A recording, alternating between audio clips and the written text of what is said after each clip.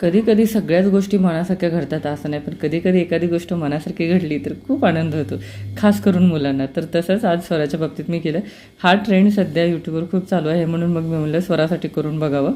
तर तिने तिचा आवडीचा मिल्कशेक काढला, म्हणजे मँगो मिल्कशेक. खरं तर संध्याकाळी हे दिलं नाही पाहिजे, पण आता तिचा हट्ट होता काहीतरी मला थोडंसं थंड करून दे म्हणून. मग नॉर्मल एकदम दूध होतं, तर त्याच्यामध्ये तिला ते बनवून दिलं होतं. मग मी तिला मिल्कशेक दिल्यानंतर किचनमध्ये जाऊन माझ्या म्हणजे कामं वगैरे सगळी पटापट आवरली.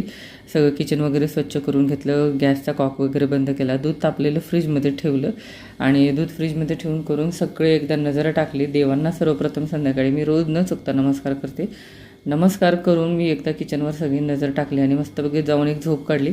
आता याच्यानंतर मी भेटणार आहे तुम्हाला डायरेक्ट सकाळी. सकाळी मी काय केलं ते तुम्हाला दाखवते. तर इथं बघा, मी इथं सर्वप्रथम माझ्या कुंडीमध्ये झाडे लावली आहेत. हे आहे आमचं शमीचं झाड.